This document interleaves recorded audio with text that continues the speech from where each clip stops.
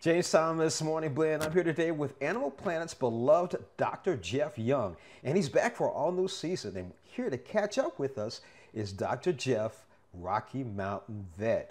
Have you had enough coffee yet? I'm getting there. I'd do it IV if I could.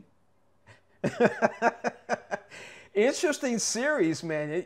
I got a chance to look at some of the action there. You anywhere from miniature horses to four-legged friends who eat some of the strangest things, and they get excited on the highway. Very interesting.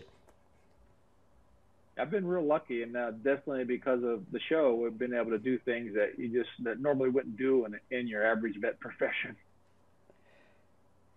So, how did you get to be a vet? Where did all this energy come from, and what made you decide to be a vet? I really don't remember a time I didn't want to be a vet, to be honest with you. And I think, I come from a military family, but every summer I'd go back to my grandparents' farm, and two grandparents both had farms pretty close together, so I just kind of popped back and forth. And I just always liked being around animals. So, yeah, I just don't remember a time I didn't want to be a vet, to be honest with you. So, what can we expect in the upcoming series this year? What can we expect to see on the show? Well, we have the Jaguar in Mexico, which once again, how many people get to ever even be around a Jaguar, let alone spay one? So that's kind of a cool show. We work with alligators again. We've been down there a couple different times, and we're going to Panama. We go to the Panama. I work closely with Spay Panama. I've done some work down there several times, but we're going to go back to one of the islands on the reservation and do some work there. And the beauty is amazing. I mean, the water is so clean. It's just that's just I can't begin to describe how cool that was. So yeah, we get to do some really neat things. Yeah, it's interesting. With COVID-19 pandemic going on and doing all this traveling stuff, what type of safety measures are you taking? And the other question is it possible for some of the animals to actually contract COVID-19? Yeah, well, we know for sure that dogs and cats can get COVID-19. It's a very low transmission rate to them, and they're going to get it from their human host. And right now, we don't believe it can be transmitted back to humans. So there's that. So I don't think there's a lot of concern there at this point, anyway, from what we know.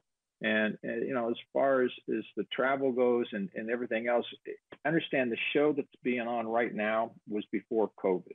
So that's, all this is, we don't have masks and all this traveling we did. The season we're filming currently is during COVID, and that's a little bit different. So we'll definitely have masks and everything's a little bit different. And we're not doing the traveling right now. So that's, I really like traveling. Don't get me wrong. I've been to over 36 countries, but I was traveling long before and lecturing long before I ever met Animal Planet.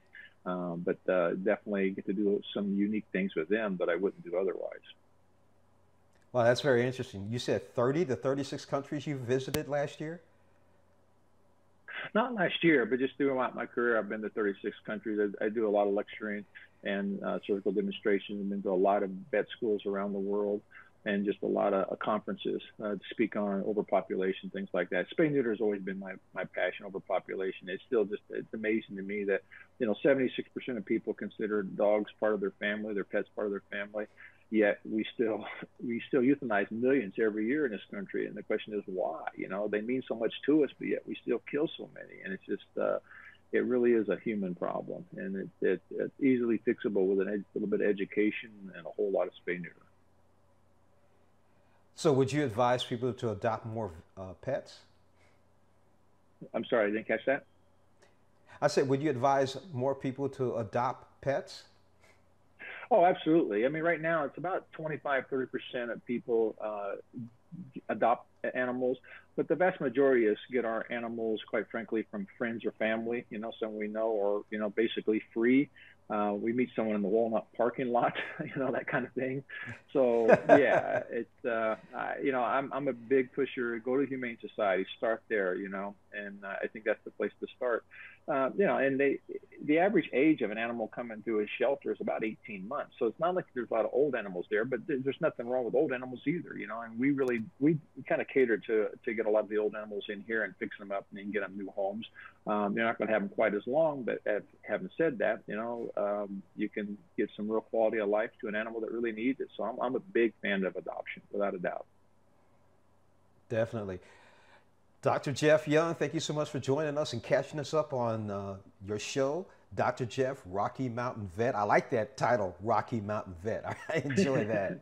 So, Thank you very so I really much. appreciate you joining. Yeah, I really appreciate you joining us on Morning Blend. Thank you so much. Thank you.